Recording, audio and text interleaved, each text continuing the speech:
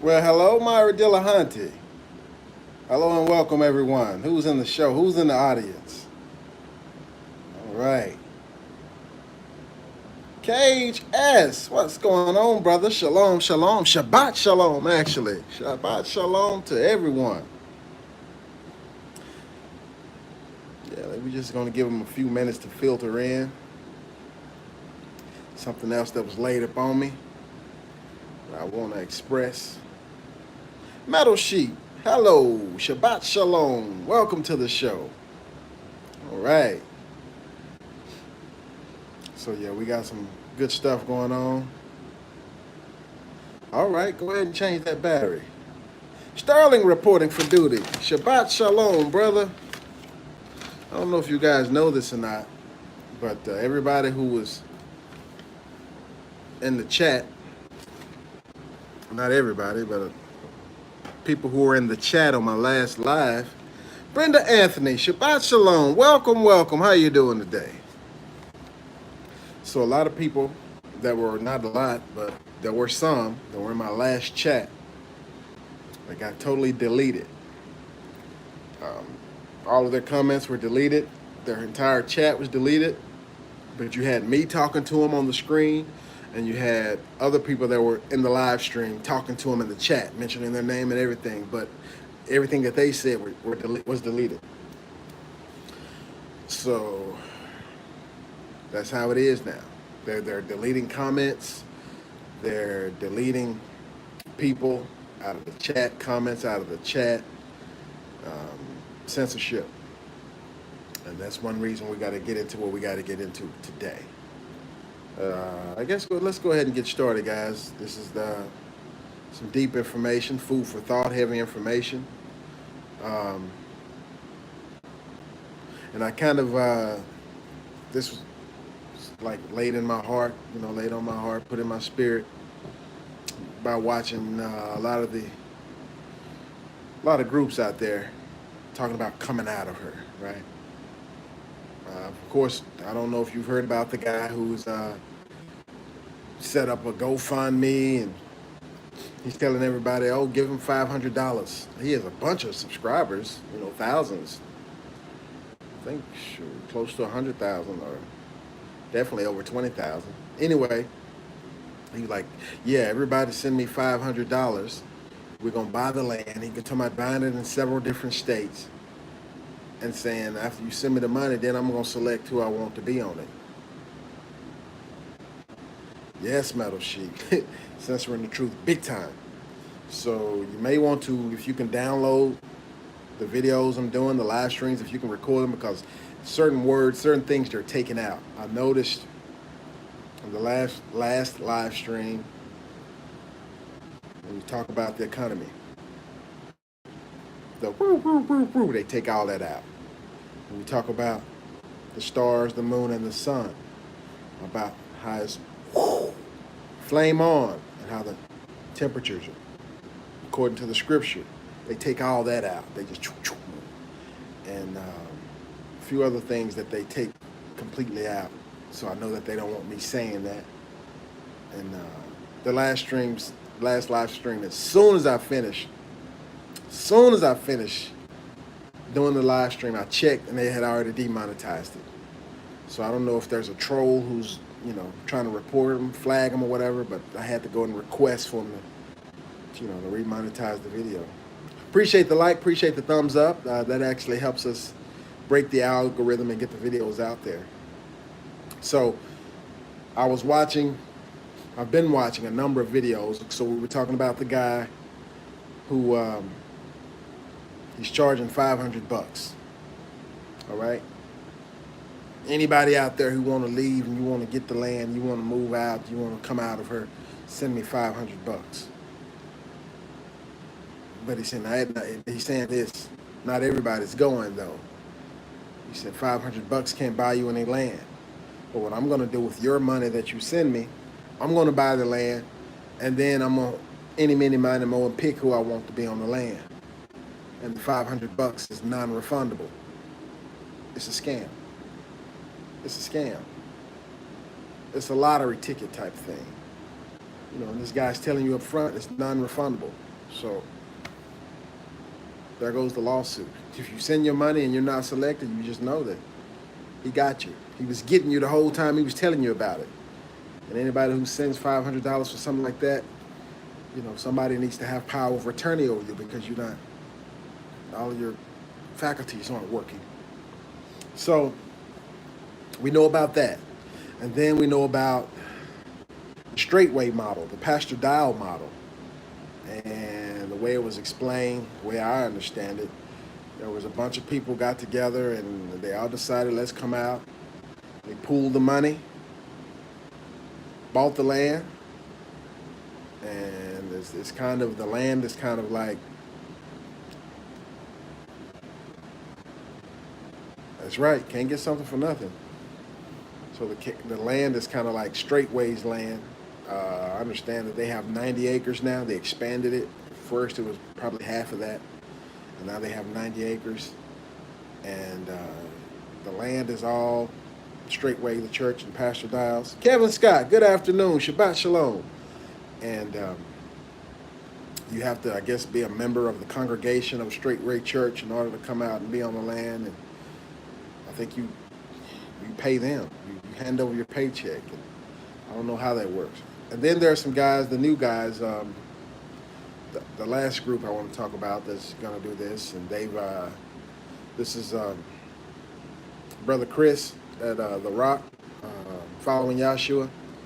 You have Israelite Prepper. What was that? Brother Danny and a few of them. Brother Manny and Brother David, and so I think 5 guys, because now they've come up with at least I saw Israelite Prepper put it on his, and I think the others are talking about it, TBIC, the Brethren Israelite Council. And it's the idea that everybody come out, you be in a close proximity to your brethren, but everybody has their own land. I mean, they've done several shows about it. So we're just gonna go discuss some pros and cons about that and the major failure that I see coming.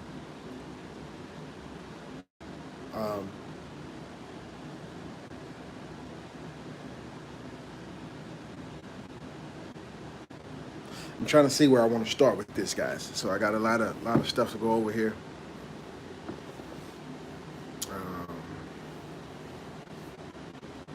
So I guess let's start from the beginning. And we'll probably bring these guys up, the different models again. Hopefully no one is saying, oh yeah, I'm gonna send my $500 and hopefully I get chosen, selected to get in this land. This man says he's buying land in 5 states and I'm gonna send him $500 and hopefully he's gonna give me a house and some land for $500. It's a scam. I wouldn't do that if I were you. But let's get started. So we're going to look at the biblical model. We're going to go in depth here about a lot of things. We got to set a lot of things right, a lot of things straight, because you know, I always talk about it, that when you were born, you were already born in the system. Oh, it's another thing that they take out of my live streams as well. I can say birth certificate, and that they don't take that out.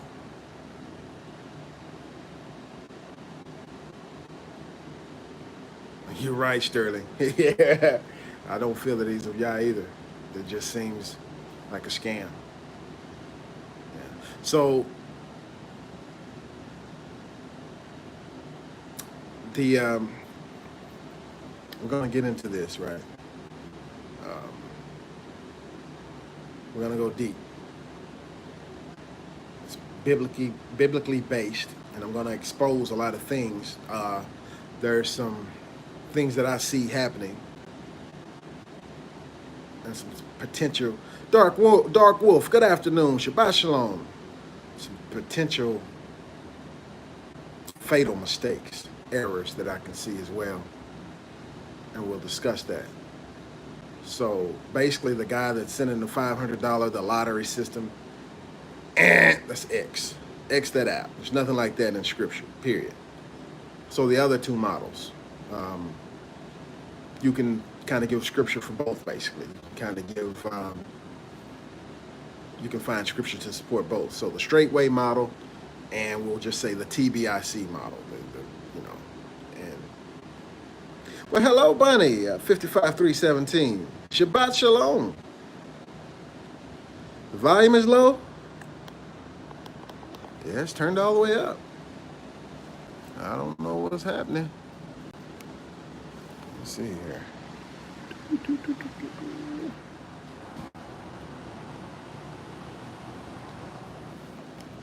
Okay, can everyone hear me? Can everyone hear me? Okay, so let's go ahead and, so what we're going to do is I'm going to start off with the father of the faith, right? Abraham. We're going to talk.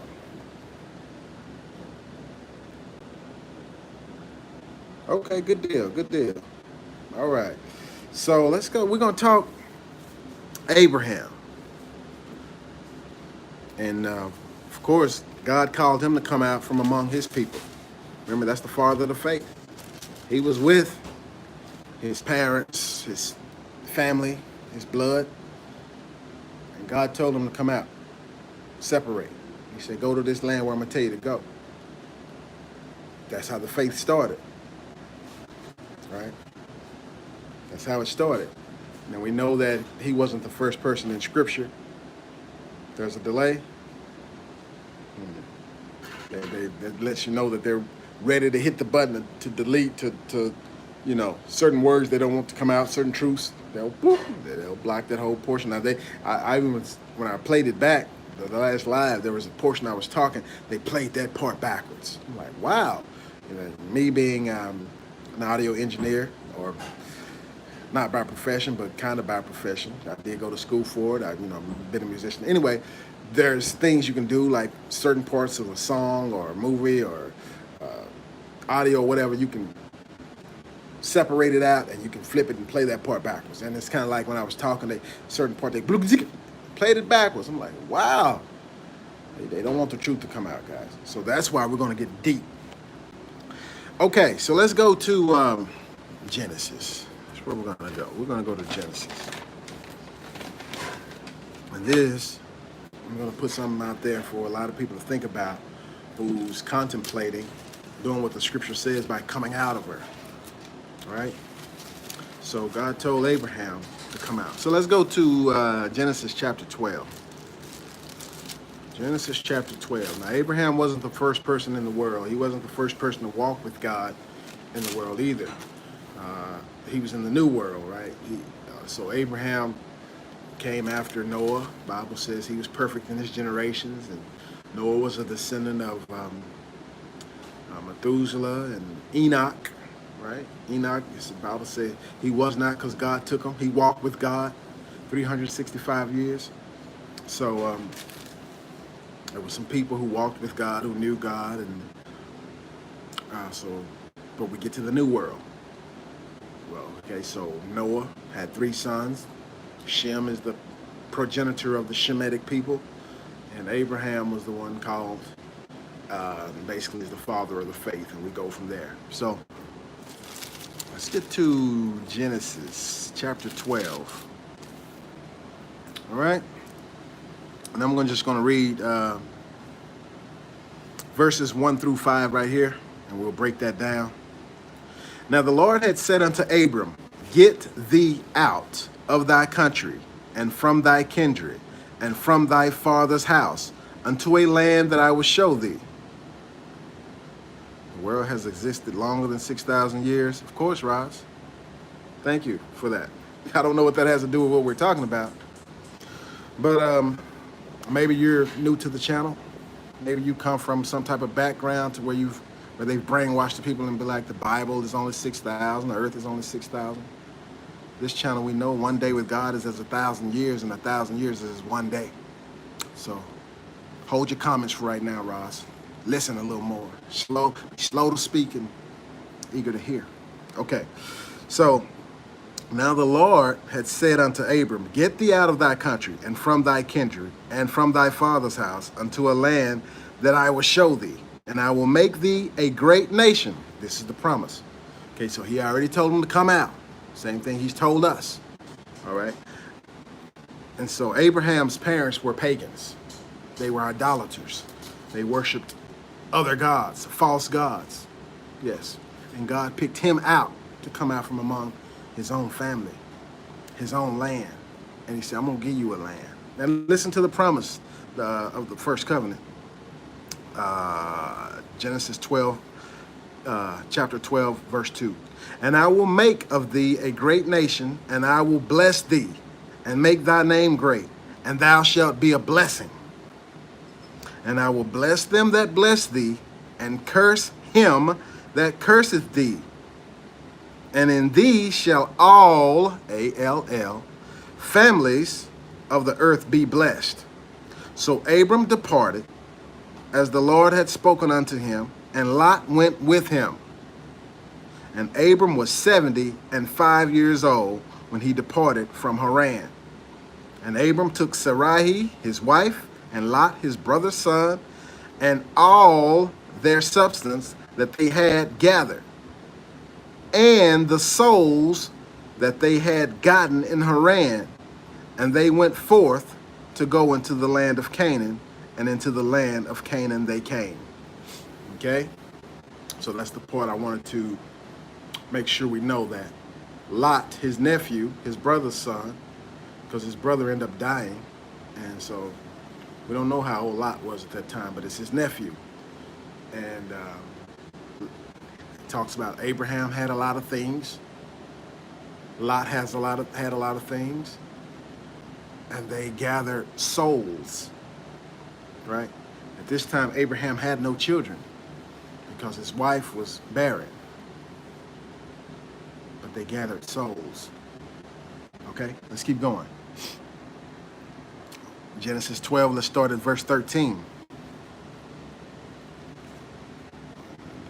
It says, therefore it shall come to pass, when the Egyptians shall see thee, that they shall say, this is his wife. So, wait a minute, let me start at, did I say verse 13? I was reading from 12. Here's 13. Say, I pray thee. Now he's telling his wife, because this was before the law of Moses. The law was given to Moses, which began the church. So Abraham married his half-sister. They had the same, the same dad but different mothers? Yeah, I think that's it. Either way, it was his half-sister. And they were married. She became his wife, and when they went to places, because she looked so nice, even when she was in her 60s and up, she was so attractive. He used to tell her, hey, don't tell these people that you're my sister. Don't tell them you're my wife, because they're going to kill me and take you away from me. And so they always did that little trick when they went to a place that was unscrupulous. Okay, so let's read that again. First, Genesis 12, starting at verse 13. Say, I pray thee that thou art my sister, that it may be well with me for thy sake, and my soul shall live because of thee. And it came to pass that when Abram was coming to Egypt, the Egyptians beheld the woman, that she was very fair. And the princes also of Pharaoh saw her, and commended her before Pharaoh, and the woman was taken into Pharaoh's house. Separated. They playing sister and brother. They be like, oh, that ain't your wife? Okay. Well, she gonna lodge over here with us. And we hear y'all stay in the hotel. She coming to live in the palace, lodge with us. Okay. And he told her to play the game. She played it. Now what you gonna do, Abram? You done brought all the little stuff you had with you there. They done took your wife. And you can't be like, oh, I was just playing. That's really my wife. No, now it is what it is. Right? Okay, so.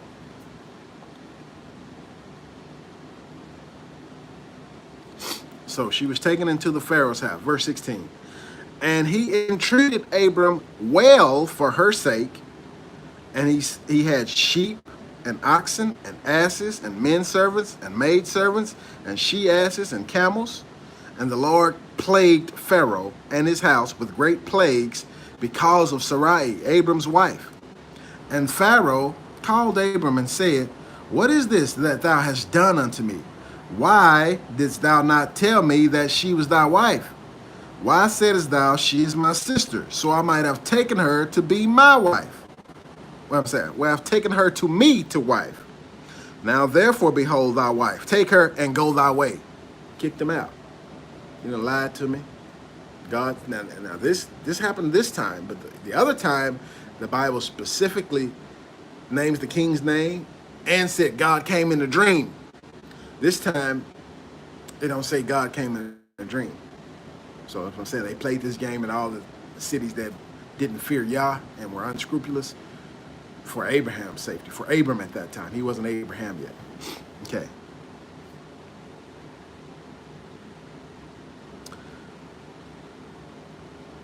So go thy way. Basically, that's in verse 19. And verse 20. And Pharaoh commanded his men concerning him, and they sent him away, and his wife, and all that he had. So they kept none of Abraham's goods. They kept none of Lot's good. Remember, because Lot was with him. And they didn't keep Lot. So they sent Abraham and Lot and everything they had out. Y'all get away from here. Y'all done lied to us. Shalom, Robin Williams. Welcome to the show. Shabbat shalom. And they sent them away. Okay. Now, let's go to Genesis 13, verse 1. And Abram went up out of Egypt, he and his wife, and all that he had, and Lot with him, into the south. Check out this verse right here, right? And Abram was very rich. And Abram was very rich in cattle, in silver, and in gold.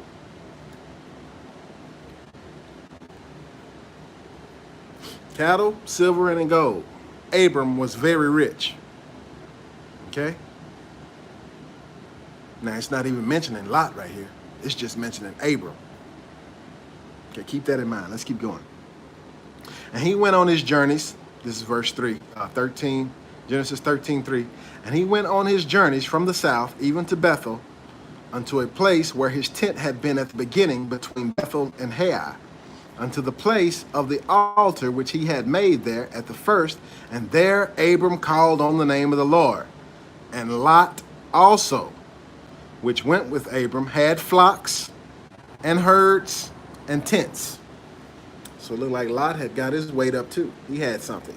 He wasn't empty-handed. He wasn't, he had something. Okay. And it says, and the land was not able to bear them. Okay. That they might dwell together, for their substance was great, so that they could not dwell together. Okay, so they had so much. This is physical stuff. So much stuff that the land couldn't bear them. All right. It says, so verse 7. I'm going to read verse 6 again. And the land was not able to bear them, that they might dwell together, for their substance was great, so that they could not dwell together. And there was a strife between the herdmen of Abram's cattle and the herdmen of Lot's cattle, and the Canaanite and the Perizzite dwelled then in the land. And Abram said unto Lot, okay, so let me read that again. Okay, let's read that again, because remember, they had gotten souls. Remember, they had gotten souls, and Abram didn't have any kids yet. So check it out. And there was a strife between the herdmen of Abram. Well, thank you, Mr. and Mrs. Trostel. Definitely appreciate the $5 donation. Definitely appreciate it.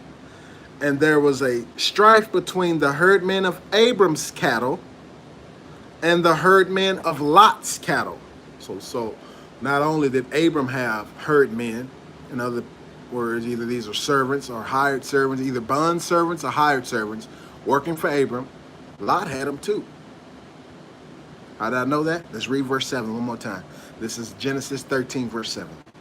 And there was a strife between the herdmen of Abram's cattle and the herdmen of Lot's cattle. And the Canaanite and the Perizzite dwelled then in the land. Okay? So Abraham had stuff. Lot had stuff. And they either had servants, either hired servants or bond servants, people who just contracted to, I'm just going to live with you and just, I'm going to work for you. You just take care of me.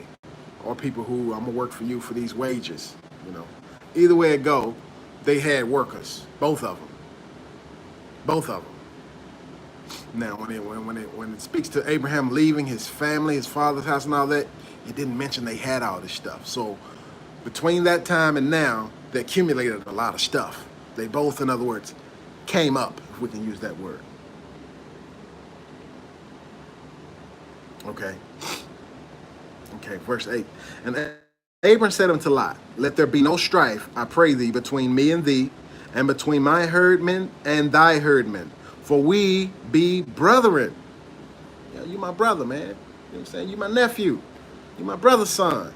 Not only are we brethren in the flesh, you know what I'm saying? We kindred, but I'm serving God, you with me, so I'm not letting you serve no idols. So we brethren in the faith too, right?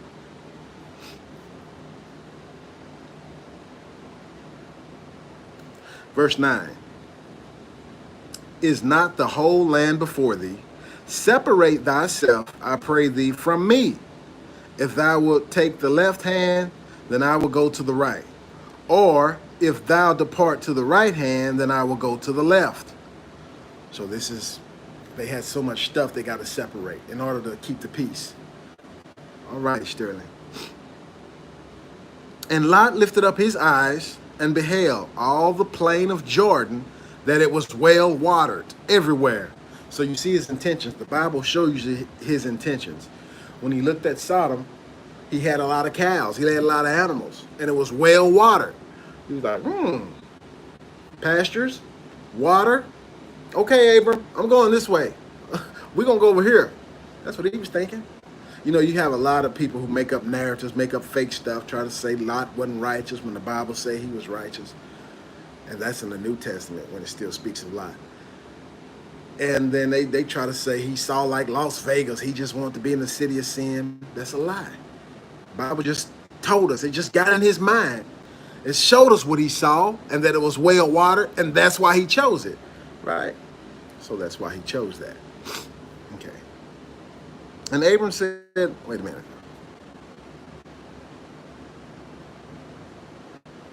Okay, verse 10. And Lot lifted up his eyes and beheld all the plain of Jordan, that it was well watered everywhere, before the Lord destroyed Sodom and Gomorrah, even as the garden of the Lord. See, that's what it looked like. Plush, lush, vegetation, water. I'm going this way. With my flock and my herds, we're going to be all right. You just told me if I go this way, you go in the opposite direction. So I'm going this way. You let me choose first. I'm choosing this. Okay? Even as the garden of the Lord, like the land of Egypt, as thou comest to Zoar. Then Lot chose him all the plain of Jordan, and Lot journeyed east, and they separated themselves, the one from the other. And Abram dwelled in the land of Canaan, and Lot dwelled in the cities of the plain, and pitched his tent toward Sodom. But the men of Sodom were wicked. So he didn't go there because he wanted to be in Las Vegas, the city of sin, and party and stuff. No, he wasn't thinking about that. He was thinking about he's going to take care of his flocks and his herds and the souls that he had gathered, his herdmen, right? But, that's why the Bible say right here, verse 13, but, that's an interjection, but the men of Sodom were wicked and sinners before the Lord exceedingly. See what I'm saying? That's the downfall. That's not why he chose that, but that's just so happens that the place you chose, but they're wicked. Okay. And the Lord said unto Abram, after that Lot was separated from him, lift up now thine eyes, and look from the place where thou art northward and southward and eastward and westward. For all of the land which thou seest, to thee will I give it, and to thy seed forever. That's the covenant. That's part of the covenant. It's a lot more that's going to be revealed bit by bit. but that's the everlasting covenant when he said forever. Okay? Verse 16. And I will make thy seed as the dust of the earth, so that if a man can number the dust of the earth, then shall thy seed also be numbered. Let's break that part down right quick. And we'll get more into it later, but since this is on my mind and on my heart right here, let's break that down. And we'll get into Deuteronomy 28 as well, Lord willing, and talk about the blessings and the curses. But according to Deuteronomy 28, the blessings, some of the blessings of,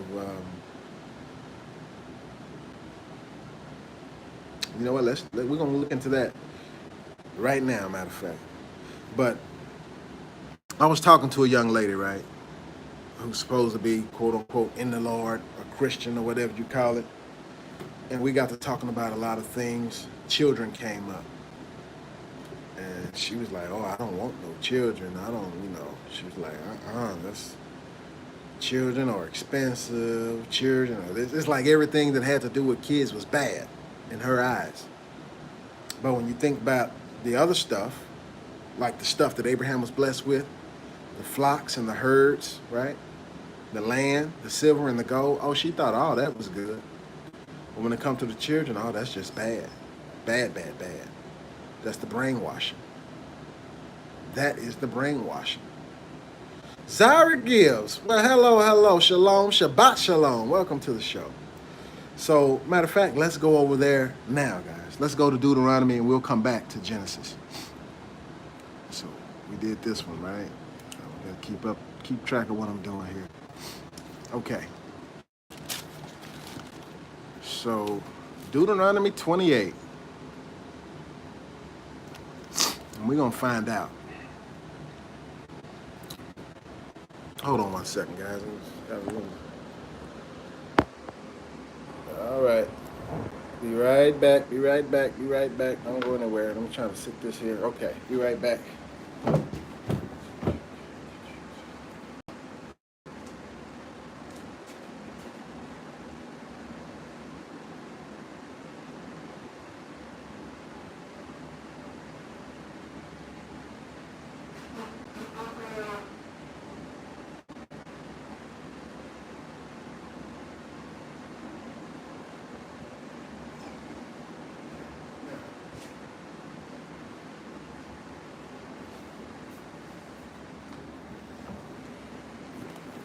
All right, I'm back. Let's see what we missed. What I missed.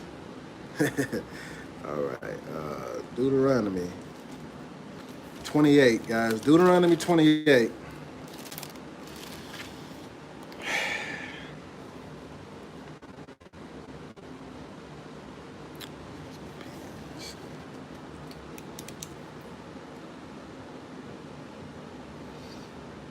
Okay, so we're going to find out if children are a blessing, because, okay, Deuteronomy 28 is the chapter that talks about the covenant of the Lord, and it talks about blessings and the cursings, what you'll get if you keep the covenant, keep the commandments, the laws, the statutes, and what you'll get if you don't.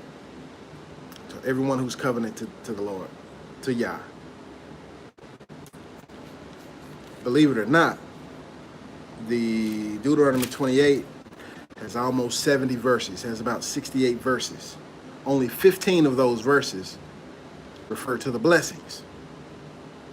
The rest of that chapter is about the curses. So it's a lot more curses that if you're not obedient,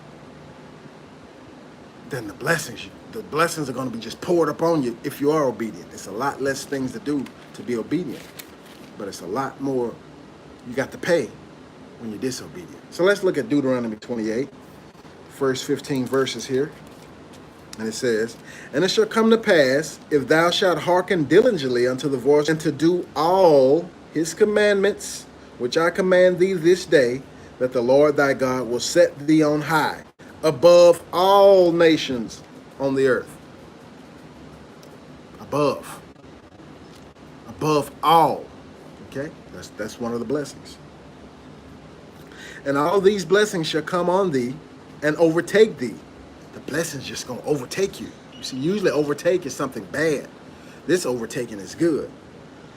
And shall overtake thee if, it says, if thou shalt hearken unto the voice of the Lord thy God. Blessed shalt thou be in the city. Okay, so it doesn't say live in the city, but whenever you're in the city, whatever you're doing in the city, you're going to be blessed. Blessed shalt thou be in the, that's children. That's the children. Remember, he just promised Abraham that now this is before Abraham even had kids. He said the promise that the fruit of your body, you're gonna have so many kids like the sand, the seed of sand. If you can count it, that's how many it's gonna be. And here he's reaffirming it. So reaffirmation in Deuteronomy 28, verse 4. Blessed shall be the fruit of thy body and the fruit of thy ground. This is whatever you're planting in the ground, vegetables, fruit, herbs, whatever. It's going to bear fruit. That's what you want, right? You don't want to plant a whole bunch of stuff and don't nothing come up. No, you want everything you put in is going to come up. That's part of the blessing. So I just want to reiterate, remember the young lady I was talking about? When kids came up, oh no, it was like the bitter beer face. Ooh, kids. Now take it, she already has a son, one son. But other than that, kids. So she want the money, she want the silver, the gold, the land, the flocks, the herds, and every other blessing. Blessed in the coming in, blessed in the going out, blessed. We're gonna get to all of that. But when it comes to the kids part, the bitter beer face. No. Kids are a blessing. Okay, let's keep going. Verse 4. Blessed shall be the fruit of thy body, and the fruit of thy ground, and the fruit of thy cattle. Blessed shall thy basket and thy store. So the basket is for gathering. Whatever you're gathering, whatever's in that basket is going to be blessed. And your store. So either you're running a business, because I think later it's going to say storehouse. That's where you store your storage, where you store either your grains or your other things that you don't have room. But this store, I believe, is for for commerce, whatever you're selling. So blessed shall be thy basket and thy store. Blessed shalt thou be when thou comest in, and blessed shalt thou be when thou goest out. The Lord shall cause thine enemies that rise up against thee to be smitten before thy face. They shall come out against thee one way and flee before thee 7 ways. See? The enemy can't even stand against you. And the blessing, the Lord shall command the blessing upon thee in thy storehouses. All right, Myra Dillahunty, claim that blessing. All of y'all blessed. Claim it. It said, now this is the storehouses, right? This is where, at first it said in the store. That's where you're doing business. Whatever business you got, you're blessed. Now in your storehouses, this is where you actually storage. Whether it's you storing your food the abundance of food where you have to store it, or the abundance of other things that you just had too much of it, you have to store it. So your storehouses are blessed. And in all that thou settest thine hand unto, everything you put your hand unto. And he shall bless thee in the land which the Lord thy God giveth thee. He's going to give you land. You're going to be blessed in that land if you follow what he say. All right. Verse 9. The Lord shall establish thee a holy people unto himself, as he hath sworn unto thee. See, he had already sworn it. He had already sworn it back to Abraham. If thou shalt keep the commandments. Well, what they tell us today, we don't got to keep the commandments. That's done away with. Right here in verse 9, the blessings, these blessings are conditional. If thou shalt keep the commandments of the Lord thy God and walk in his ways. And all people of the earth shall see that thou art called by the name of the Lord, and they shall be afraid of thee. Ain't that what you want? Who's going to want to go to war with you if they're afraid of you? Right? And the Lord shall make thee plenteous in goods. All right?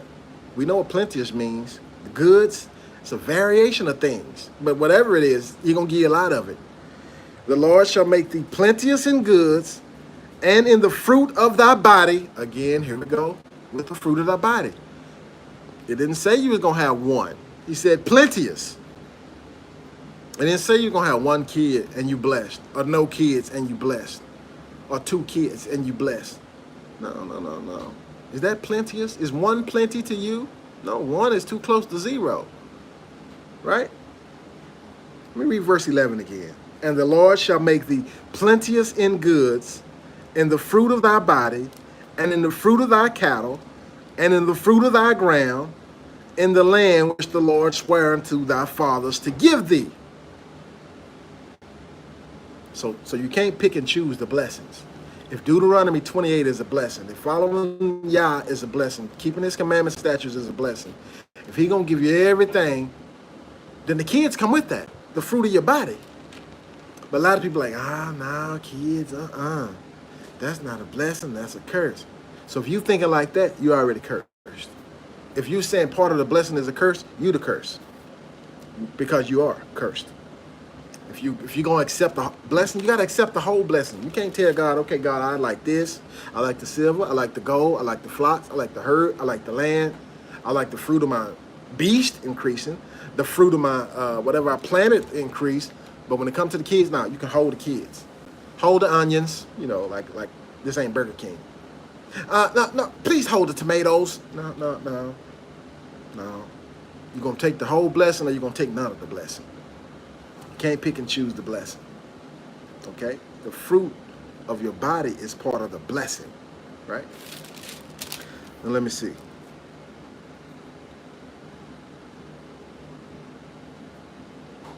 Check out verse 12. Right? Deuteronomy 28, verse 12. The Lord shall open unto thee his good treasure, the heaven, to give thee rain unto the land in his season. So in other words, you ain't gonna have to water the grass. He gonna bless you.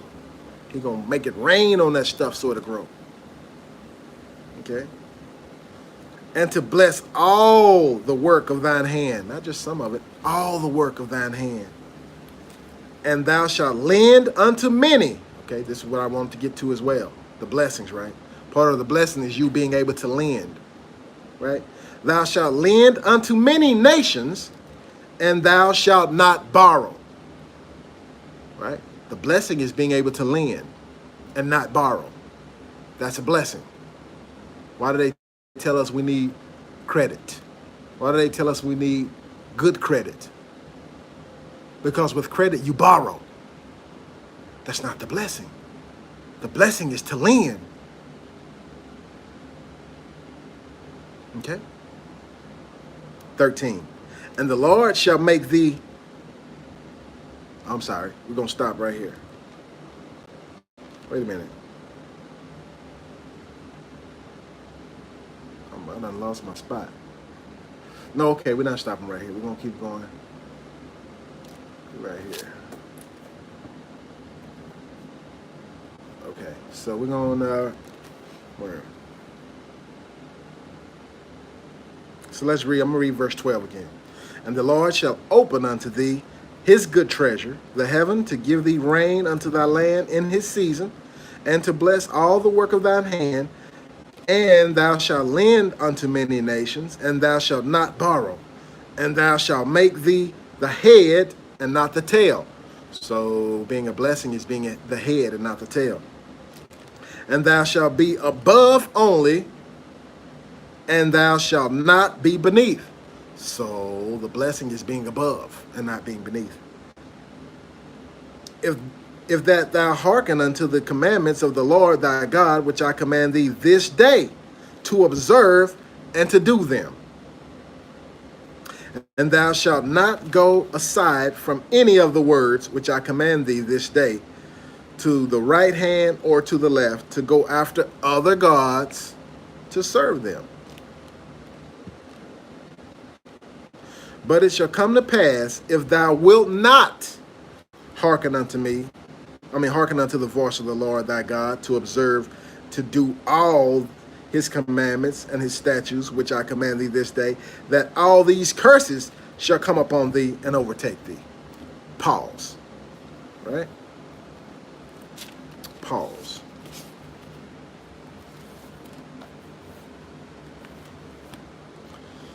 So, kids are a blessing. And the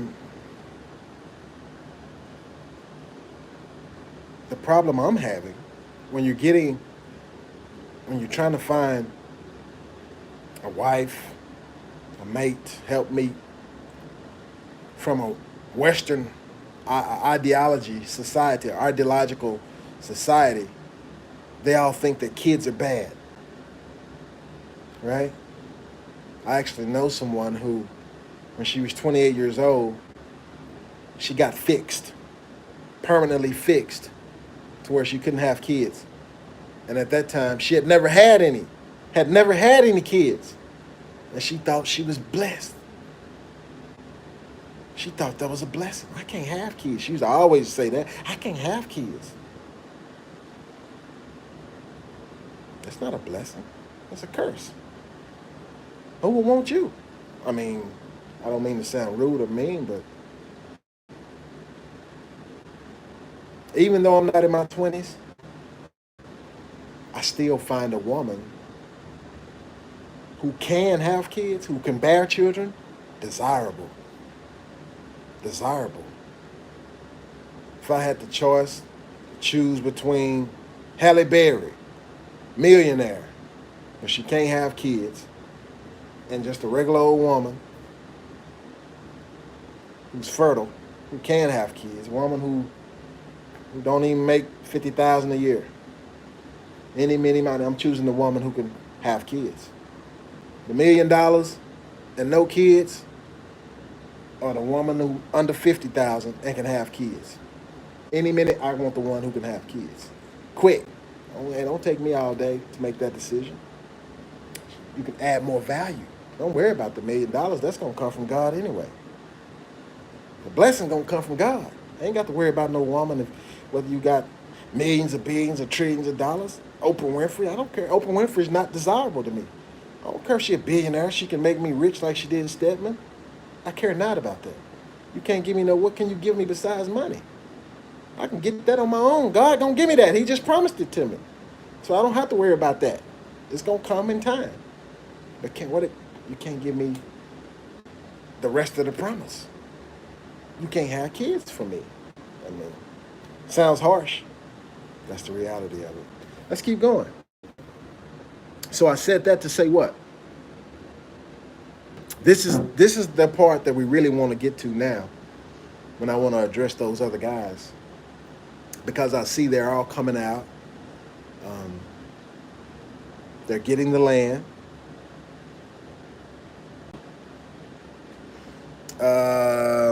Starting a local men's fellowship. I haven't thought about it. Well, thank you so much, Mr. and Mrs. Trostel. Definitely appreciate it. So the guys coming out, I think all of them are married. So let's go to the next scripture, and then I'll voice my concerns, and I'll bring this stuff back up again. We'll go back to Genesis, chapter 14, and we're going to start at verse 4. All right.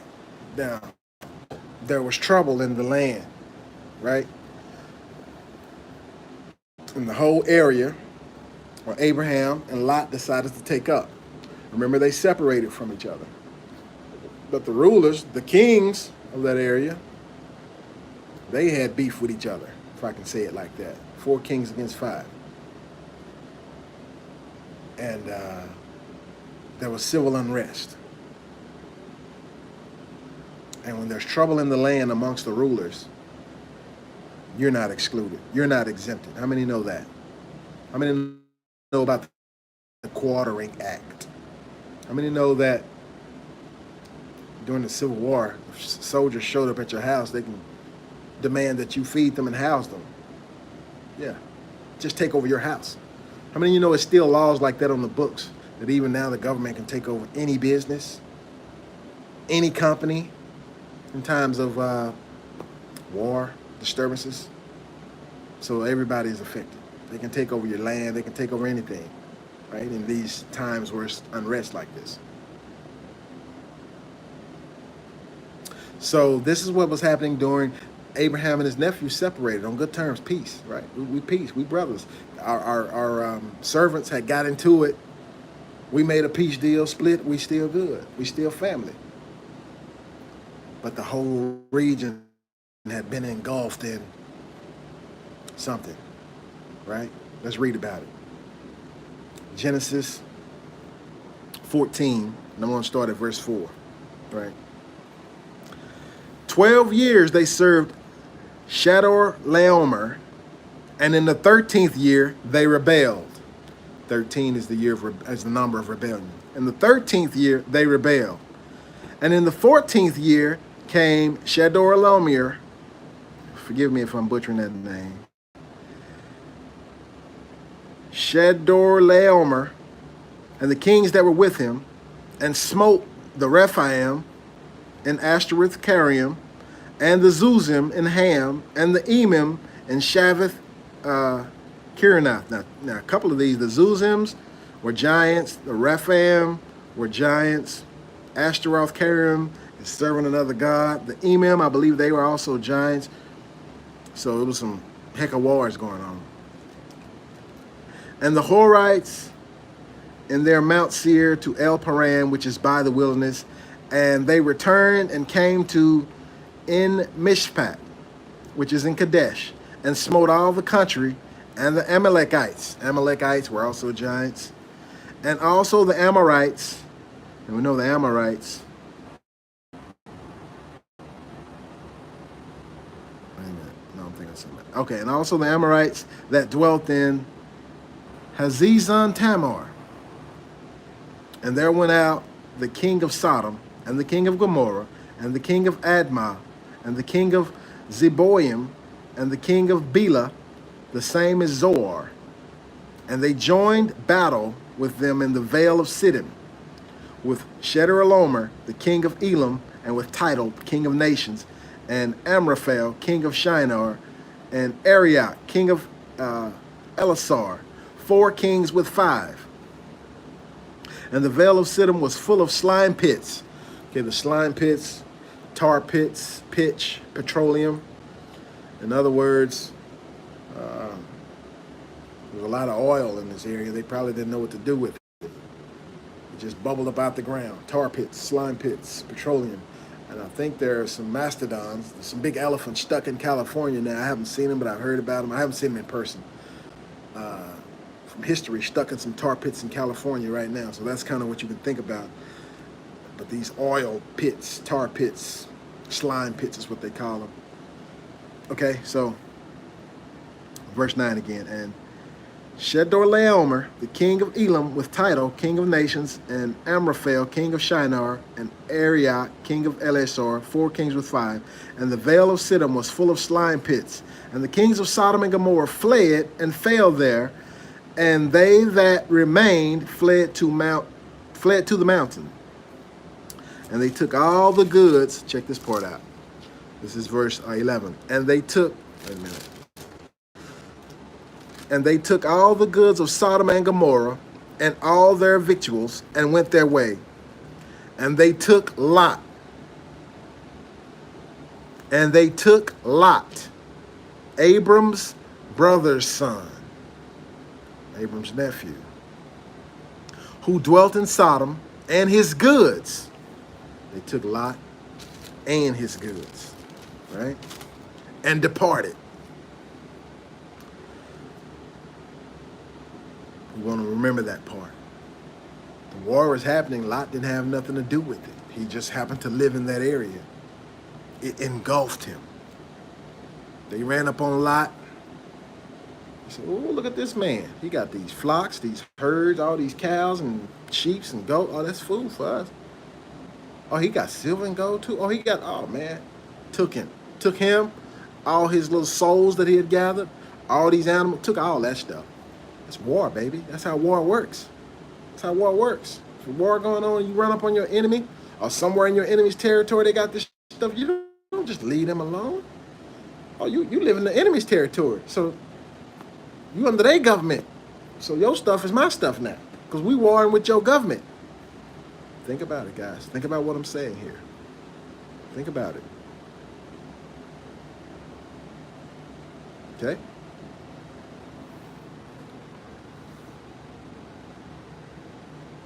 So let's read verse 12 again. And they took Lot, Abram's brother's son, who dwelt in Sodom, and his goods, and departed. And there came one that had escaped, and told Abram the Hebrew, for he dwelt in the plain of Mamre. Let's say the plain of Mamre, the Amorite, brother of Eshcol, and brother of Aner, and these were confederate with Abram. Okay, so he had some friends where he dwelt, right? Who probably had stuff, who probably had... Okay, let's finish now. I'll complete the thought.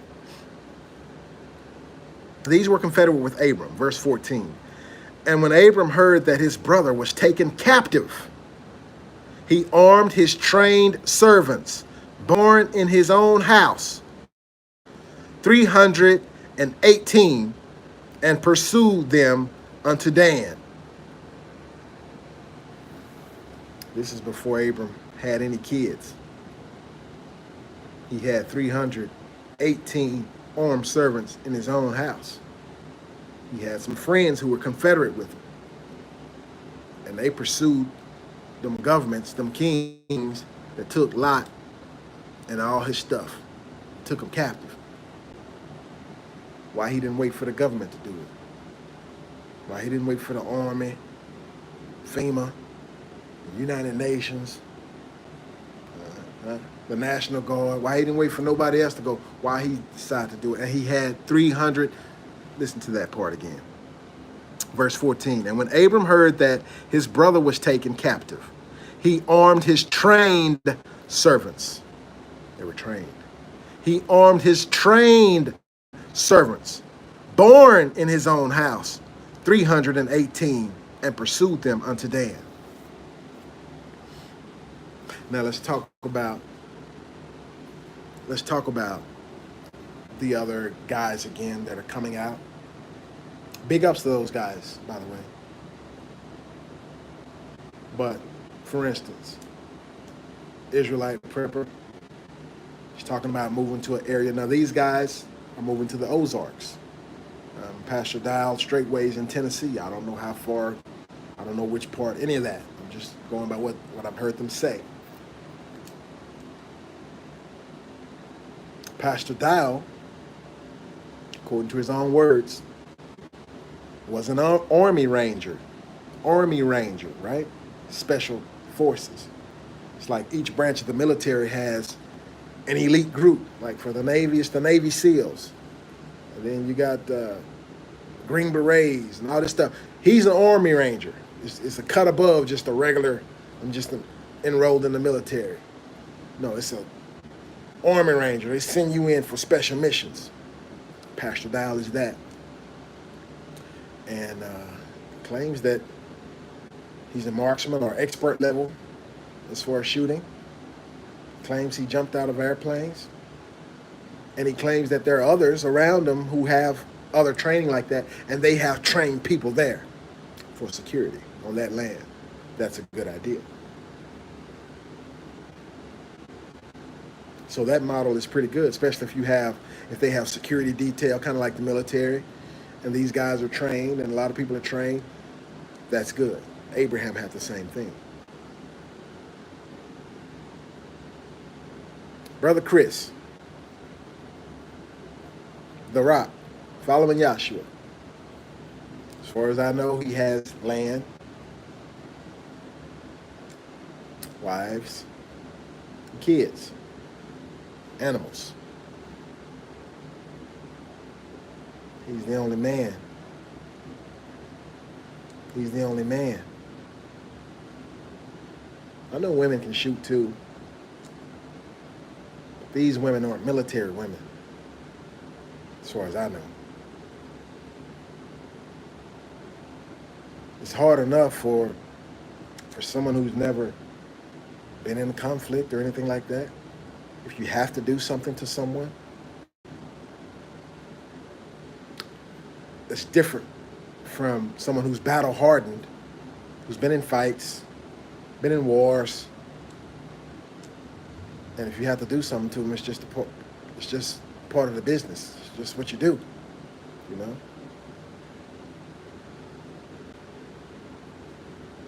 If you got to hit somebody in the nose, well, it just had to happen. Or if weapons are involved, you won't get squeamish at the sight of blood because you're doing what you have to do. Israelite prepper. And Brother David and all the rest. I hope so, Brenda Anthony. I hope it's a safe refuge. But I noticed when I looked at that area, Low Key T, what's up, brother? Shabbat Shalom.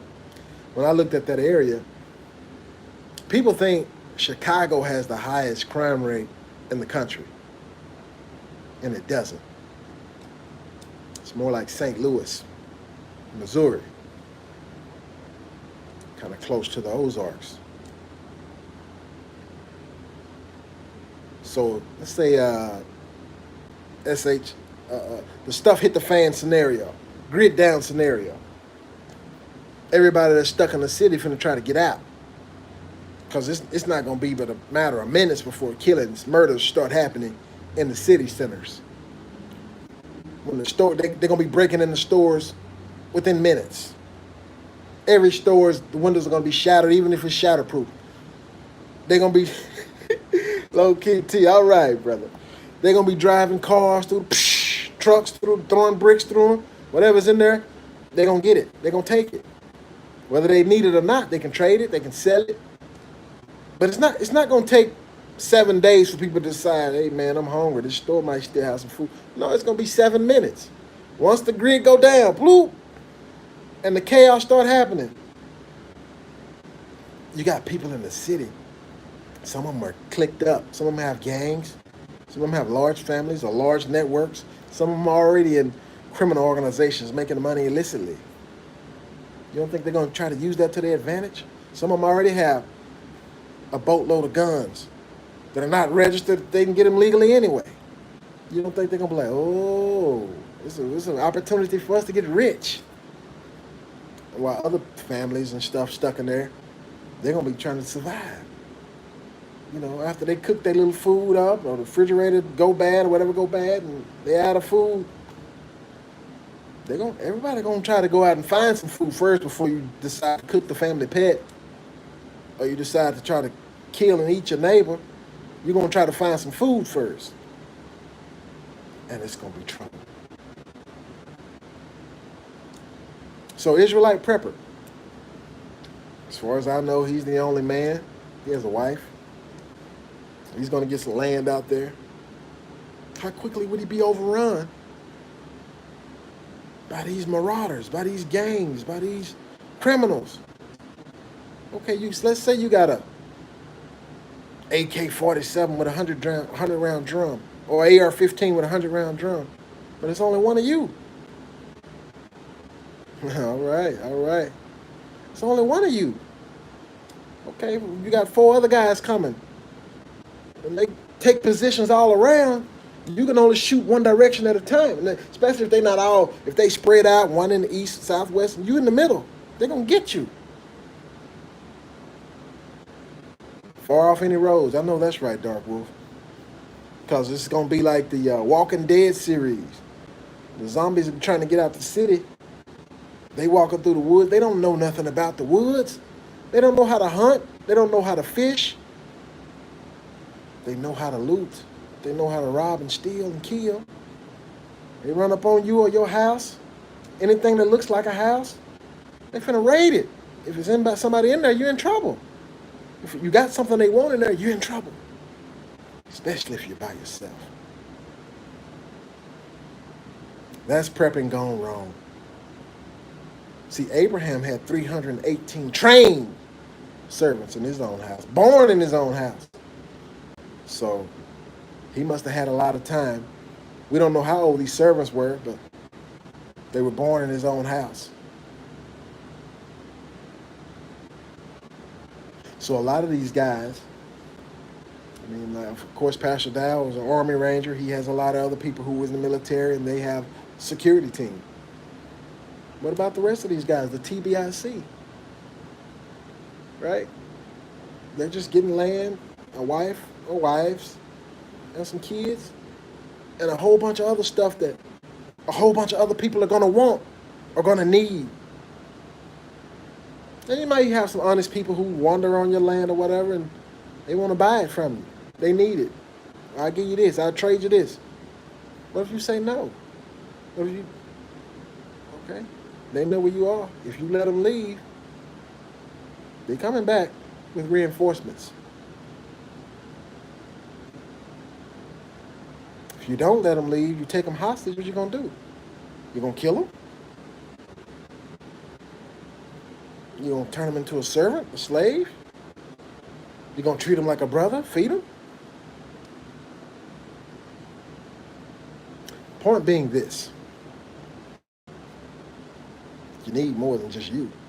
You need some other men, trained. You need some men who've been in fights, fist fights, firefights, whatever.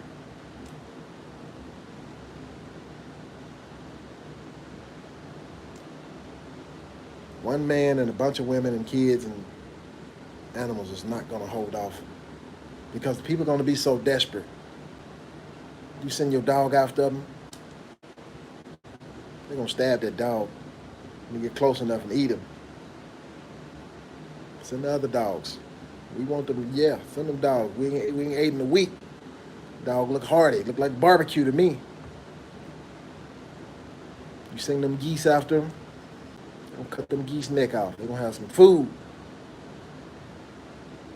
When they get close enough to get in that house to see what else you got in there. And let's say all these brothers bought land close proximity from each other, right? 20-minute drive. Let alone, let's see if it's an hour drive. Oh, we all moved out here from this guy's from here, this guy's from here, this guy's from there. We all cool and we help each other build, right? Build it, each other land. But if I call this brother, hey man, somebody's on my land. Oh, he 2 hours away. It's gonna be 2 hours before he come down there to help you.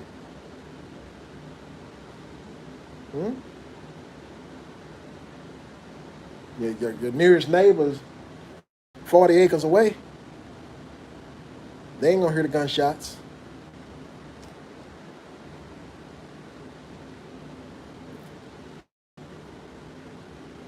And you need some brethren with you. Abraham had 318 trained. All he had to do was say, he armed them, told them, saddle up, let's go. They didn't have to practice and get ready. They were already trained. They were armed. Apparently they practiced. In order to be trained, you had to go through training. And it's probably a consistent thing.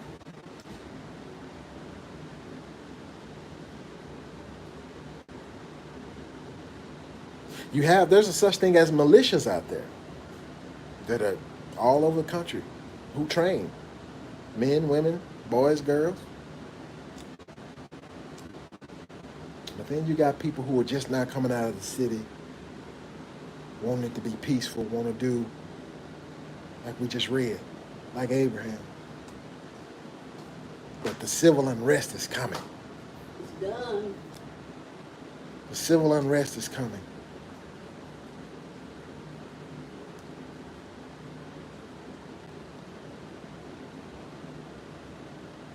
We don't want to be overran. It's something we have to look into quickly because we see things falling apart quickly. So I've seen, following Yahshua's, about coming out, having all things in common. I've seen Israelite preppers. His brothers are saying some good stuff, making some good sense.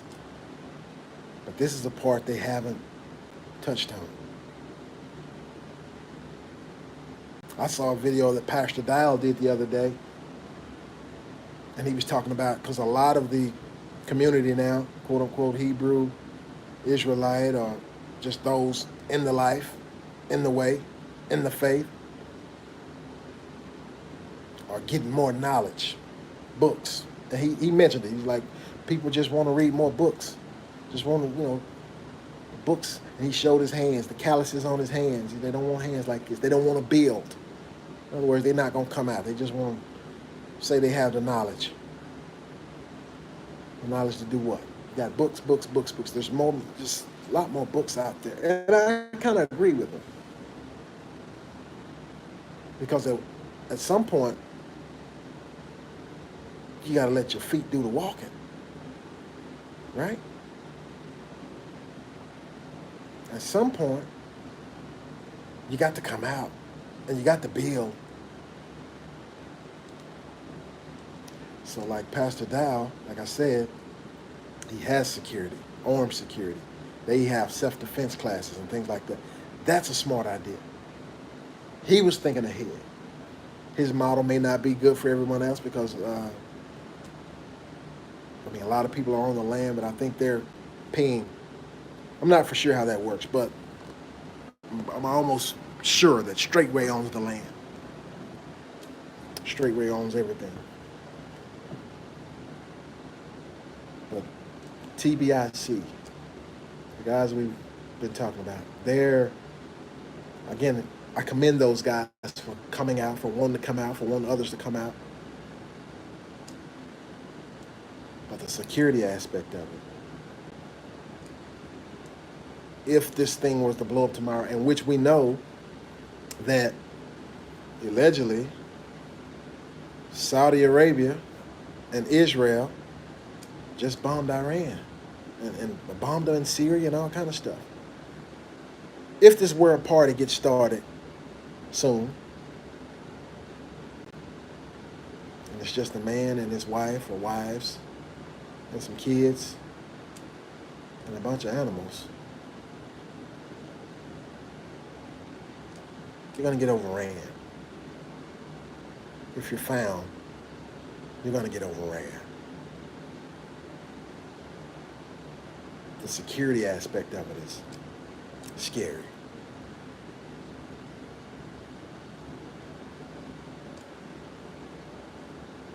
So my suggestion to those brothers, like I'm looking for land as well. I'm looking to get out as well. I got a few loose ends I got to tie up. Because when I get out, I don't plan on, Lord willing, Yah willing, I don't plan on having to find a job or to work for somebody else. I plan on my business being able to thrive with my business from anywhere, right? But you want to come out with somebody, or you want to come out with somebody. So let's finish this.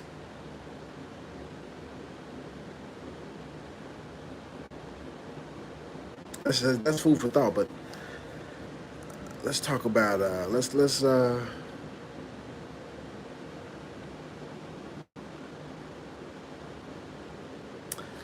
where was I? Was I at verse 12? Okay, so we have verse 14. Now I'm gonna read to the end and we're gonna break down some more stuff. And when Abram heard that his brother was taken captive, he armed his trained servants born in his own house, 318, and pursued them unto Dan. And he divided himself against them, he and his servants, by night, and smote them, and pursued them unto Hobah, which is on the left hand of Damascus. And he brought back all the goods. He brought back all of them. He brought back all the goods, and also brought again his brother Lot, and his goods, and all the women also, and the people. And the king of Sodom went out to meet him. And after his return from the slaughter of Shedialomer, and of the kings that were with him at the valley of Sheva, which is in the king's dale, and Melchizedek, king of Salem, brought forth bread and wine, and he was the priest of the Most High God. And he blessed him and said, Blessed be Abram of the Most High God, possessor of heaven and earth, and blessed be the Most High God, which hath delivered thine enemies into thy hand. And he gave him tithes of all. And the king of Sodom said unto Abram, Give me the persons, and take the goods to thyself. Here's another aspect I want to look at. And Abram said unto the king of Sodom, I have lifted up mine hand unto the Lord, the Most High God, the possessor of heaven and earth, that I will not take from a thread, even to a shoe latchet, and that I will not take anything that is thine, lest thou shouldest say, I have made Abram rich. Save only that which the young men have eaten, and the portion of the men which went with me, Aner, Eshcol, and Mamre, let them take their portion. So Abraham wouldn't even, or Abram, still at that point, wouldn't even take a reward. He didn't want the wicked king to say, I have made him rich. Now remember, we had already read where it says Abram was very rich. And this is before he becomes great, because later it's going to say how he becomes great. He's going to be richer than this. But he didn't take the payoff. He didn't take the money from this man. God can provide everything I need. Just give me, you know what I'm saying, just pay me what you owe me, because I fed these people. I brought them all back, and they ate some of my goods, so just pay me that, what you owe me. The portion that they ate, pay me that, but don't, you can keep the booty. In other words, all the spoils. I don't need that. God provide all my needs according to his riches and glory.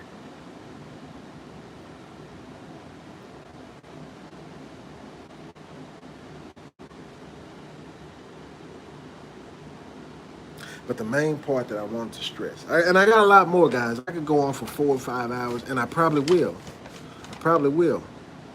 Maybe I'll come back and do another one, because I don't want to mix them all together. But we want to talk about some of the other blessings and cursings in Deuteronomy 28, some of the other ways that Abraham carried himself. Aretha Jackson, Shabbat Shalom, Shabbat Shalom. Welcome to the show.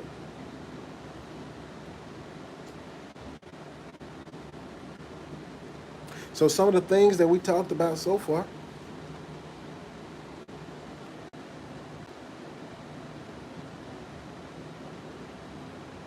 Anybody who says otherwise is already brainwashed. They're not getting their blessing is, they're westernized. Right? Everything's been flipped on his head. And before Abram had children, he had servants, trained servants in his own house, to where when there was commotion, war, if you look at it, 5 kings versus 4 kings, you could say a word war in their area. His nephew was taken. But he didn't wait for nobody. He didn't wait for the United Nations. He didn't wait for NATO. He didn't wait for nobody. He armed his servants, and he had some guys who were Confederate with him, and they went and got everything back. Went and got it all back. So how many of us who want to come out have thought about this? Have thought about, just because you buy it and you own it, the more you have and you by yourself, the more desirous it is for somebody to want to come take it. And like I was saying earlier, they're not going to hear the gunshots out there, all of them. You got so many acres.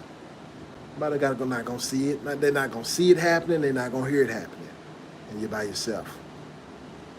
You need other brothers. You need other brothers. Abraham had trained servants. You can call them servants. You know, maybe they were bond servants or paid servants. Either way, they were servants.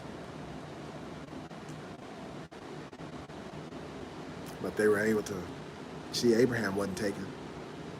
Then we know that Lot had some herd men too. But maybe his weren't trained.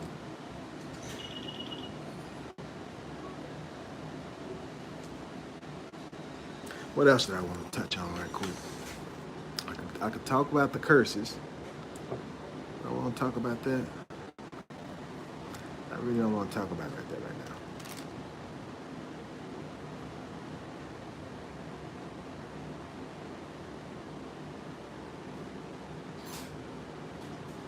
Let's talk about coming out. Because remember the blessings of Deuteronomy 28, it had to do with keeping his commandments and doing everything the way he said do it.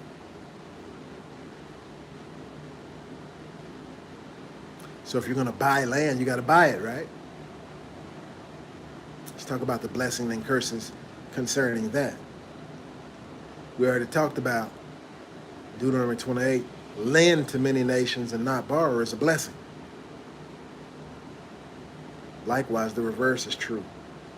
To borrow and to not lend is a curse. To borrow is a curse. Well, we can get to it, but we may get to it. But let's talk about it. Let's go to Genesis chapter 23. And I know that all of us, westernized thinking, they taught us as young as you can, start opening up lines of credit. Secured, unsecured credit cards. Borrow, build your credit. That way you have good credit. Now remember, credit is on the curse side of things. Okay, the curse is on the credit is on the curse side of things, not on the blessed side of things. Right? Let's look at it.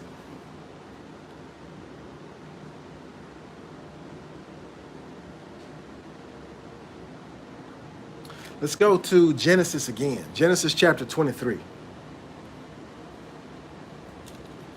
And this is our father again, Father Abraham. And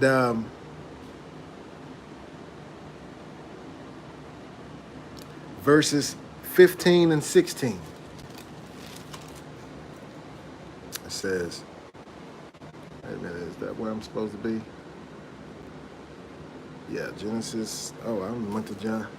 Genesis 23, verses 15 and 16.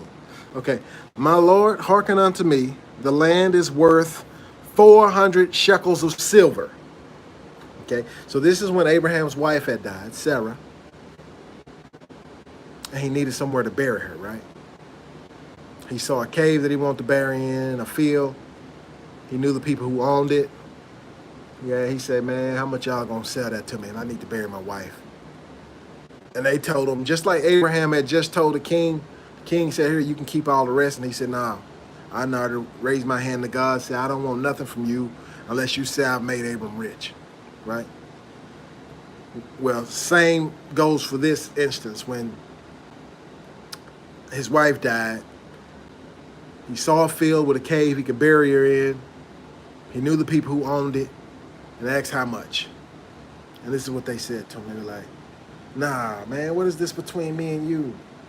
No, I give you it. You can have it. You can have it for free. And Abraham was like, man, don't do me like that. He said, I mean, if it ain't nothing between us, then name a price and I'm going to pay you for it. I don't want you to give it to me for free. He said, because too much comes with it when it's for free. I want a bill of sale. I want a receipt.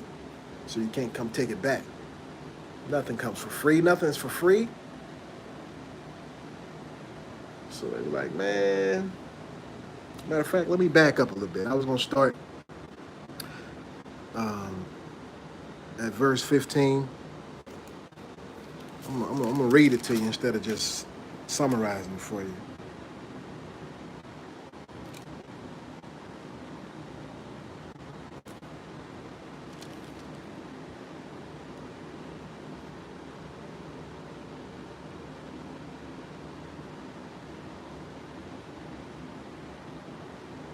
You know what? I'm finna read. I got to read the whole chapter, cause, but it ain't that long. It's just at least up until that part. So, and Sarah, this is Genesis 23:1, and Sarah was 107 and 20 years old, 127.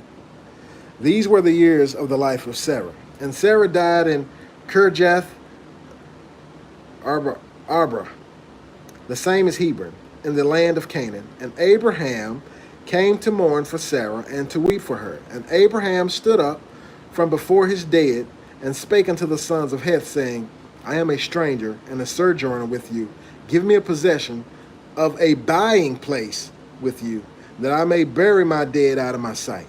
And the children of Heth answered Abraham, saying unto him, Hear us, my Lord. Thou art a mighty prince among us. In the choice of our sepulchres, bury thy dead. In other words, they say, just pick where you want to pick. We're going to honor you like that. You're a mighty prince among us. We got love for you. Just pick one, and you can bury it there. None of us shall withhold from thee his sepulchre, but that thou mayest bury thy dead. Verse 7. And Abraham stood up and bowed himself to the people of the land, even to the children of Heth.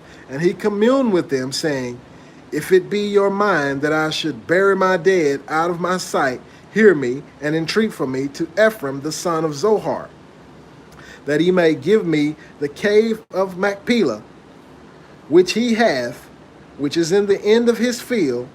For as much money as it is worth, he shall give it me for a possession of a burying place amongst you.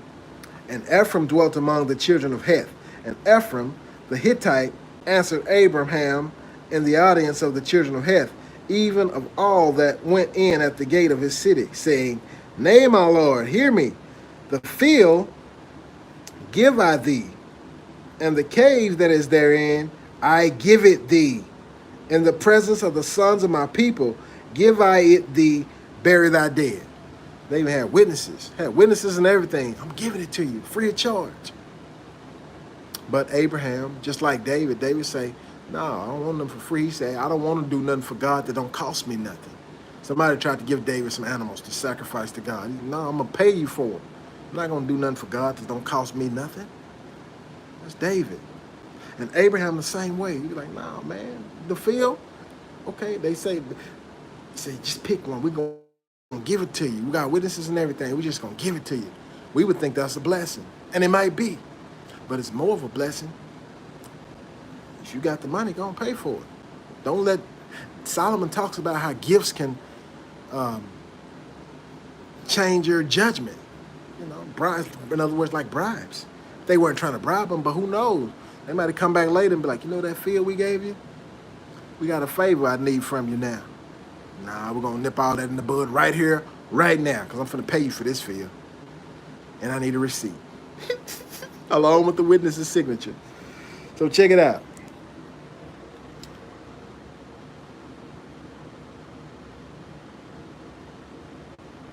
Verse 9. That he may give me the cave of Machpelah, which he hath, which is in the end of his field, for as much money as it is worth, he shall give it me for possession of a burying place amongst you. And Ephraim dwelt among the children of Heth, and Ephraim the Hittite answered Abraham in the audience of the children of Heth, even of all that went in at the gate of his city, saying, Nay, my Lord, hear me. The field I give thee, and the cave that is therein I give it thee.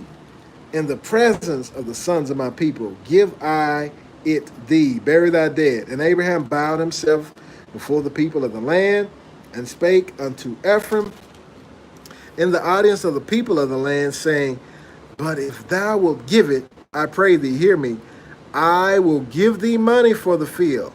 Take it of me, and I will bury my dead there. And Ephraim answered Abraham, saying unto him, My Lord, hearken unto me. The land is worth 400 shekels of silver.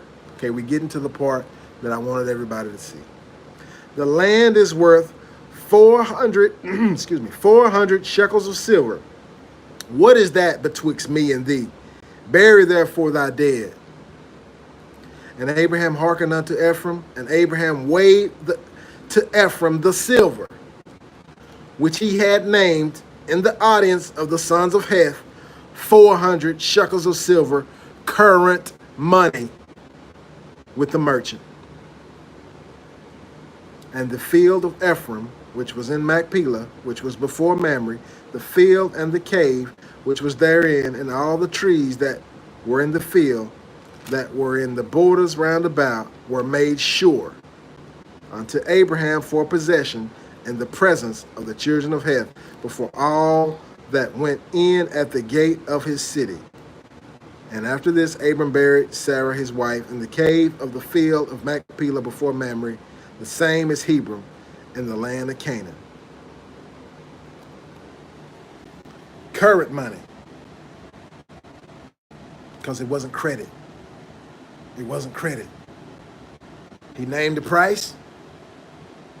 He weighed out the silver to him. Current money. Not, okay, I'm going to make payments to you. Current money. No debt. No credit.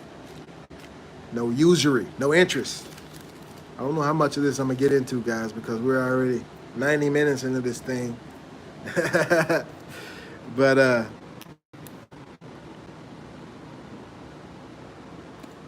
remember the blessings and the curses in Deuteronomy? Thou shalt lend to many nations and not borrow. That's a blessing. Borrowing is a curse.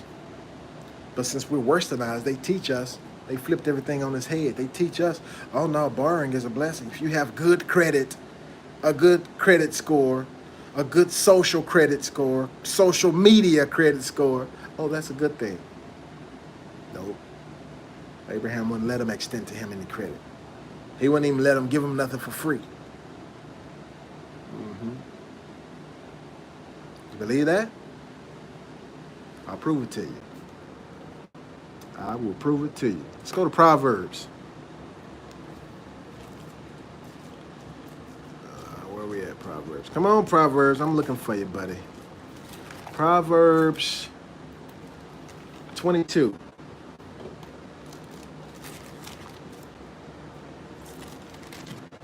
Okay, Proverbs 22 and 7. And it says this: the rich ruleth over the poor, and the borrower is a servant to the lender. The borrower, okay, let's read that again. The rich ruleth over the poor, and the borrower is a servant, and the borrower is a slave to the lender. So that old good credit is making you a good servant, a good slave to whoever loaned you that money. That's why Abraham paid current money. He wasn't a slave. He wasn't a servant. He was a boss. And that's the way God wanted it to be. That's the way God wants it for you and I as well. So as we think about coming out, a lot of us have spent a lot of time being westernized, building our credit so we can get a loan and buy this land and come out. Why would you come out and not do it right? Why would you come out just to be in debt, just so they can take it back? Foreclose on it. Abraham weighed out current money, no credit. He didn't take no loan. Is the timing right for you and I to come out? You got that kind of money? Well, you may want to find somewhere that you may want to have a garage sale. Put some stuff up on eBay, Craigslist, offer up, get rid of some stuff. You're welcome, Sterling. Appreciate you, brother. Appreciate you. So in order to become unwesternized, the timing is right, I hope it's right. In order to become unwesternized, we can't do it the way that man would have us to do it. Oh, just go to the banker. Oh, I know a realtor. I know loan people, title loan. This, we don't want to borrow nothing. We want to come out and pay current money for it. The only thing we're going to owe on it is the property taxes, and that's how this country is set up, at least for right now. But other than that, no. We don't want to borrow nothing in order to come out, because you might want to do it another way. Again, let's go back to the brothers I were talking about, the quote-unquote TBIC, the Brothers Israelite Council. They're willing to take, Brother Chris doesn't mind using the word servants, on their land, right, to help them work build their property and all this stuff. And then after you contract to work for them for so many years or days, weeks, months, years, or whatever, when you leave, they give you, they're promising, well, we're not going to send you off empty-handed. I got animals, you can have some animals. You're going to have, because you're going to be an apprentice, basically. You're going to have a college degree without the piece of paper. You're going to know how to build houses. You're going to know how to dig wells. You're going to know how to grow crops. You're going to know, like an intern. I think I heard the Israelite prepper use that word. It fits. Especially for those who don't have the money to pay current money to get your land. That's a good idea. Remember Jacob? Israel? Remember how did he get his 4 wives? Or some say 2 wives and 2 concubines. How did he get all his cattle? When he went there, he was running from his brother, man. He didn't have nothing. He didn't take nothing with him. No, he ran. He got up out of here quick. His mama told him, go. Esau gonna kill you. I heard him. He said, when my dad dead, I'm gonna kill my brother. He cheated me. And mama told him he never saw his mama again. Dad was on a sick bed when he left. Mama was healthy. He got out there and stayed 20 years. Mama done died. Come back, dad is still alive. So we don't know how things gonna play out. Dad thought he was on his sick bed already. He giving out blessings. He come. He was barely could see. Come on, so I can pray for you. I think I ain't got that long left. He prayed for both of them, give them blessings. And Mama was healthy. Mama was in good health, no problems. The youngest boy go 20 years. Mama done died. Dad is still around, still hanging on. He thought he was gonna be gone. But the thing is, the story, the picture they paint for us when he was coming back, when Jacob was coming back, Esau went to go meet him. I think Esau had 400 men with him. So he had become great. But Jacob had so much stuff, he sent them in bands. Oh, he sent a bunch of gifts up front, then this wife and these kids, and then, oh man, he said he had so much stuff. And he was like, hey brother, I'm giving you this. And he was doing that to make sure his brother wasn't mad, make sure his brother still didn't have plans to kill him.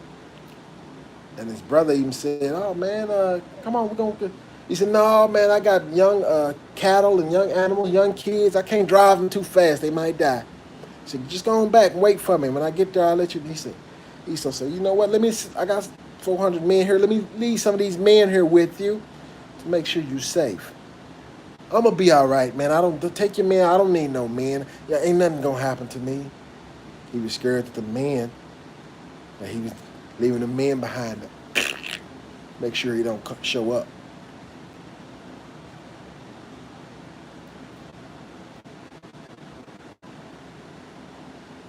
But Jacob, Israel, when he went there, he had nothing. When he came back, he was full of stuff.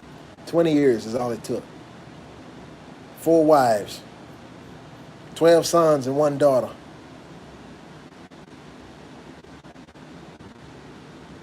Bunch of cattle. And he had to have silver and gold and stuff too, because when he came back, he bought some land.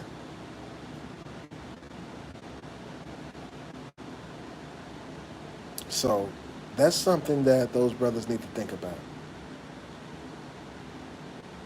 And I might get in touch with those brothers and put this on their mind. Maybe I'll send them the video.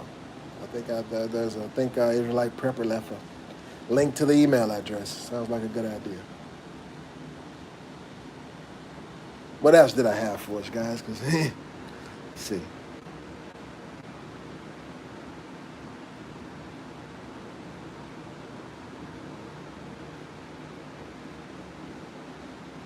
I was going to talk about the usury, which is interest, which the Bible speaks in several places that you're not to charge interest to your brother, whether that's brother by blood or brother by faith, nor are to use interest of your brother. Then a stranger, you can charge them interest. So you shouldn't borrow or loan on interest. That's what the Bible says. But maybe I'll touch on that the next time because I got a bunch of scriptures. That'll be another hour or two breaking all that down. But I really wanted to get this part out because I'm thinking the civil unrest is coming. The grid down scenario is coming. The stuff hit the fan scenario is coming. It's good to have brothers, you know, everybody has their own land and, you know, not far, within a couple of hours drive. But what about when this stuff happens and these people are coming out, 20 guys, 30 guys, 50 guys with guns, and it's one man and one woman or two women or three women and a bunch of kids.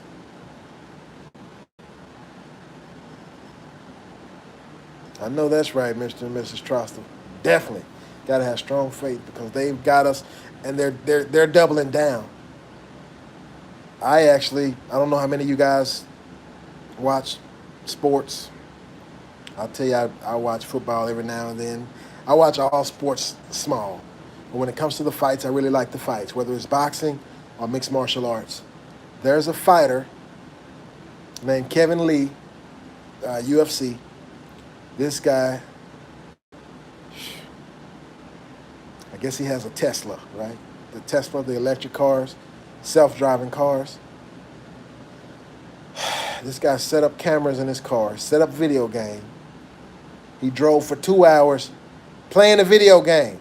He had the phone or whatever this thing was, Game Boy, whatever, stuck to the windshield. He set the coordinates in the car where it drives itself. He's filming it from a camera behind him, and he's seeing the road, but his hands are not on the steering wheel, brake, gas, nothing. He's just playing video game. 2 hours. They're doubling down. They're saying they're introducing these autonomous cars all over the country. Autonomous trucks, 18-wheelers. They don't need humans. They don't need them. They don't need us. And people are willing to pay for these conveniences, all this smart stuff. All this smart stuff. It does everything for you. You don't need to do nothing. You don't even need to wake up. You just. Matter of fact, I saw in the news, it's been about 2 weeks ago now. He was in California. Some guy, Asian guy, was in a Tesla, asleep behind the wheel. Arms folded and crossed, head rolling back and forth, going about 50, 60, 70 miles an hour down the highway. Some people pull up on the side of him, recording them. They were scared. They were freaked out. He had set the coordinates in the car and went to sleep. He's in the driver's seat, but the car is driving. He's asleep. He has faith in this system. Just like so many of you, so many of us, so many of them are going to have faith in this mark of the beast system. Because that's what you're going to need. Right now, you don't need it to operate these things, these technologies. Within a year, you're going to have that chip. None of these modern conveniences are going to work without the chip. They even have a smart gun now. The gun is not going to fire without. They said they're going to use your fingerprints, but when they do that, and then they're going to, we got people who can fake the machine out with fake fingerprints. It's going to require the chip as well, the mark of the beast. And for everybody who hasn't come out, this is what you're going to be subjected to. They're going to turn you off.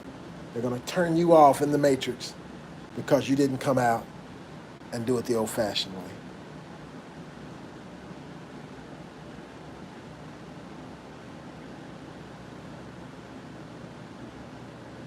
Well, with that said, guys,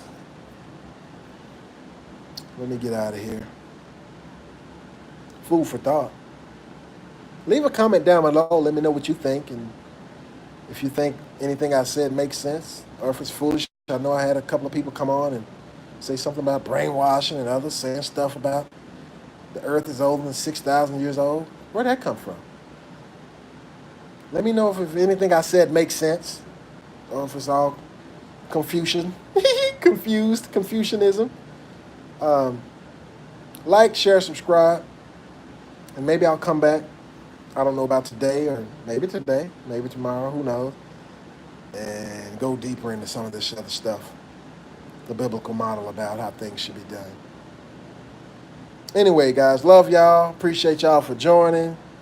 Shabbat shalom.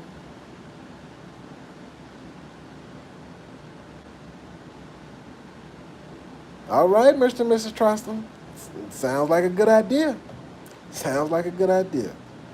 But love y'all, man. Shabbat shalom. Peace and blessings. And this is your host with Brian Anthony. Over and out. This is your host, Brian Anthony with Beyond Babbitt. Over and out. Your host, Brian Anthony with Beyond Babbitt. Over and out. Peace and blessings, man. Love y'all. All right. Have a blessed day.